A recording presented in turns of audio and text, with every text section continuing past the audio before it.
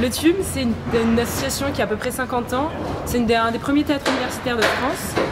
Bien évidemment, comme toute association de théâtre étudiante, elle vise à promouvoir la création culturelle, scénique, étudiante, à créer du lien aussi, notamment entre les étudiants de différentes filières et pas que les étudiants en art du spectacle. Ça, c'est voilà, au travers notamment d'ateliers, ateliers jeux, ateliers écriture qui sont menés environ une fois par semaine tout au long de l'année.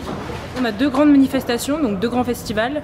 Un festival donc Tumulte dont on vous parlera juste après, et Prémices. Donc Prémices, c'est la soirée des premières fois, c'est une soirée où les étudiants présentent leurs premières écritures, leurs premières mises en scène, leur première fois sur scène en tant que comédien. Et donc ça, c'est en décembre. Et donc c'est nos deux gros événements. Après, on a d'autres événements, ça dépend aussi de la ville, puisqu'on est partenaire. Voilà. Le festival Tumulte, c'est le festival de la création étudiante. Nous avons fait un appel à projet au mois de décembre où des théâtres universitaires ont pu postuler. Et cette année, nous avons décidé de nous ouvrir à plein de théâtres universitaires français. Donc du coup, nous ouvrons le festival le 13 juin avec M pour m'aider, qui est la création de Sacha Villemar, le théâtre universitaire de Strasbourg. Après, c'est notre création, le collectif Insensible, nous présentons Incendie de l'enfance. Le vendredi soir, nous accueillons deux compagnies messines qui sont la compagnie Vendy Morem et une mise en scène de Benjamin Alvarez. Et le samedi, nous accueillons Paris-Nanterre, l'université avec l'ensemble 21, qui nous présenteront le spectacle Noradrénaline Propanolol.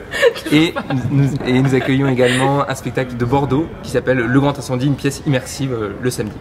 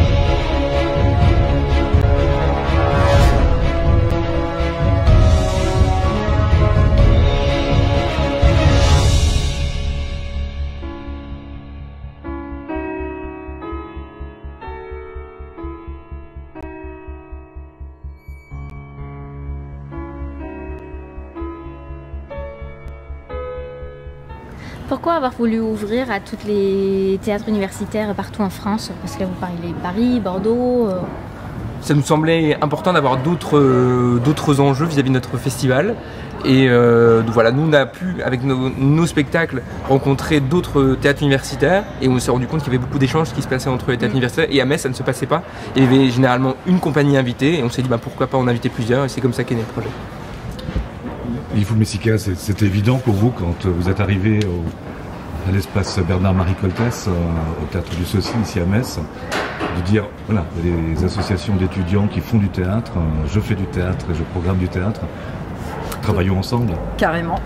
En fait, l'Université de Lorraine a la chance d'avoir un outil aussi fabuleux que l'espace Bernard-Marie Coltès, qui est un plateau magnifique et une jauge moyenne, mais qui est une très belle jauge, un très beau rapport scène-salle. Et évidemment, l'association du TUM, pour moi, c'était évident qu'ils puissent profiter de cet outil et puis grandir aussi grâce à cet outil.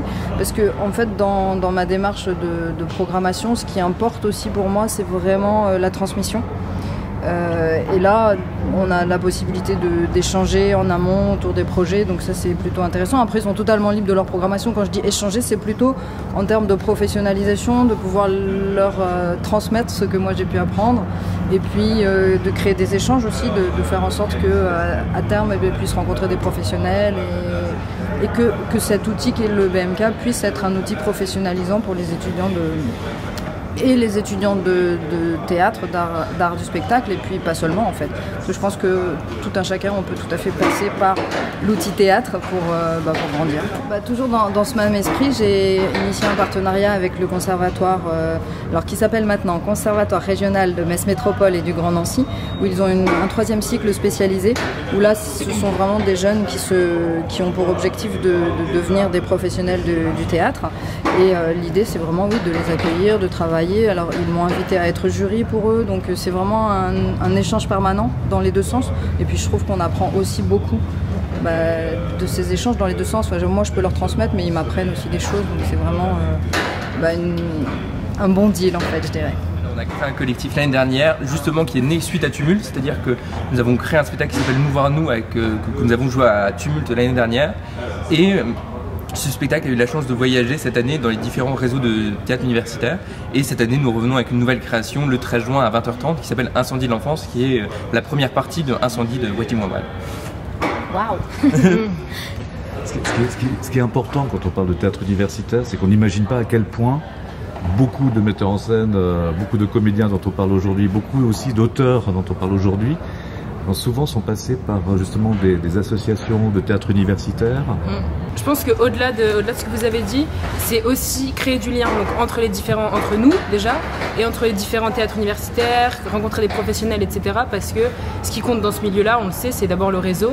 Et c'est une façon de se créer un premier réseau, de trouver avec qui on veut travailler, comment on veut travailler, découvrir des nouvelles façons de travailler aussi.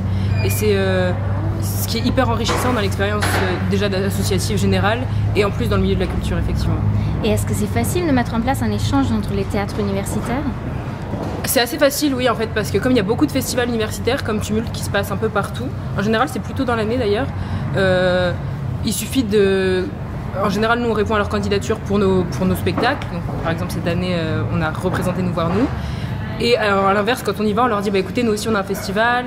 Est-ce qu'on peut s'échanger nos adresses mail, etc. Parce que les adresses mail des associations, elles ne bougent pas. De toute façon, c'est toujours les mêmes. Et donc, après, nous, quand on passe l'association à ceux qui reprendront, donc l'année prochaine, les nouveaux bureaux, on leur passe aussi tout un carnet d'adresses pour que ce ne soit pas perdu, que le lien soit transmis. Et c'est ce qui est très intéressant, c'est que les festivals étudiants en France, pour certains, proposent des tremplins, comme le festival Les Fous de la Rampe à Caen, où nous avons eu la chance d'y aller cette année. Ils organisent un concours, que nous avons aussi eu la chance de gagner. Et à l'issue de ça, on a eu une résidence au Centre dramatique national de Caen. On va avoir une tournée en Normandie l'année prochaine, donc du coup, ça nous permet tous de nous professionnaliser dans notre discipline. Et vous avez l'impression que niveau contenu, enfin niveau sujet des pièces, il y a des pièces, enfin il y a des sujets qui ressortent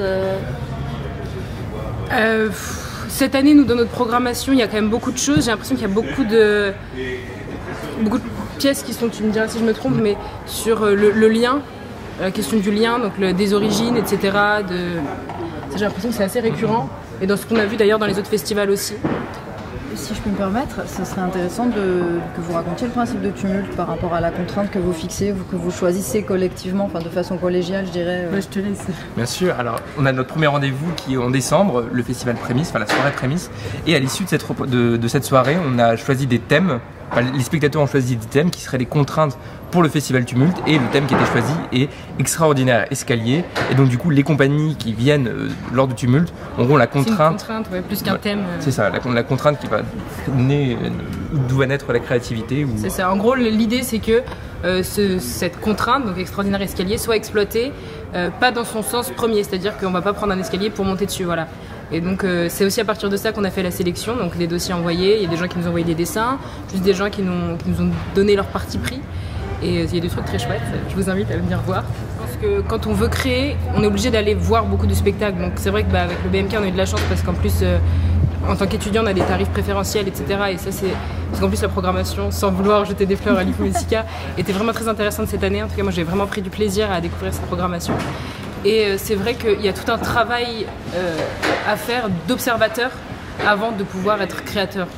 Si je peux me permettre le mot créateur, bien sûr. Et en lien avec ça, nous, notre compagnie, quand on part en tournée dans les théâtres universitaires, ça nous semble important d'arriver peut-être un jour ou même 2 jours avant pour rencontrer d'autres compagnies étudiantes.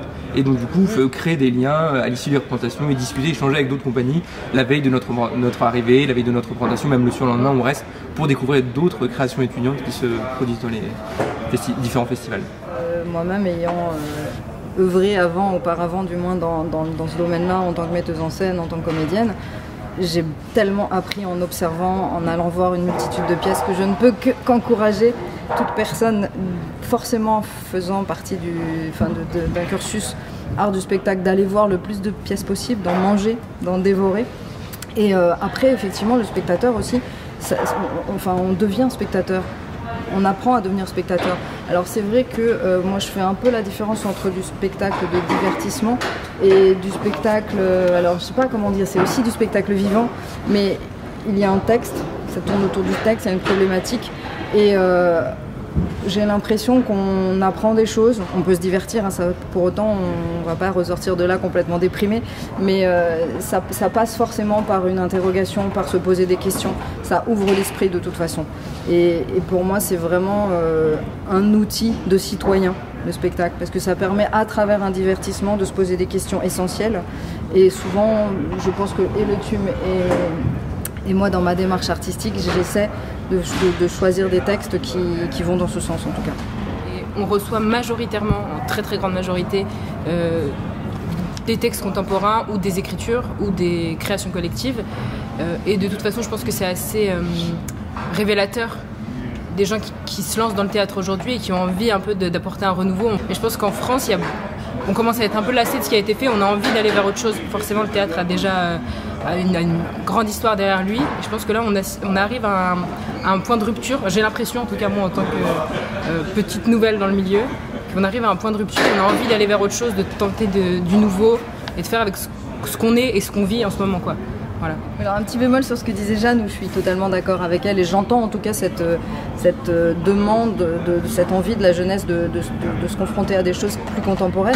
Mais j'aimerais citer Alain Françon qui dit qu'on ne peut éclairer le présent qu'à l'aide du passé. Donc pour moi c'est aussi contemporain. Enfin déjà le geste de mettre en scène c'est aussi un geste d'écriture pour moi. On est auteur quand on est metteur en scène et quand on s'empare par exemple d'un texte classique qu'on monte avec un point de vue d'aujourd'hui, c'est aussi ça dit aussi quelque chose sur notre société. Il y a des textes assez fabuleux qui ont été écrits par le passé, mais qui méritent qu'on se les réapproprie aujourd'hui avec ce qu'on a, ce qu'on est, et ça demande peut-être une maturité qu'on n'a pas pour l'instant. C'est vrai, mais je pense que c'était juste important de dire que tout n'était pas à jeter et que c'est aussi grâce au passé qu'on peut comprendre le présent aussi et puis se projeter aussi dans l'avenir, contre ou avec ou dans le même sens, mais en tout cas c'est toujours par rapport à ça. On vous laisse vous donner des rendez-vous, nous inviter à venir vous voir au mois de juin. C'est ça, alors c'est le 13, 14 et 15 juin à l'espace Bernard-Marie Coltès de Metz. Voilà, vous pouvez retrouver toutes les infos sur notre page Facebook, Théâtre Universitaire de Metz, sur notre page Instagram aussi. Notre page Instagram et sur le site de l'espace Bernard-Marie Coltès. En réservant sur www.ebmk.fr.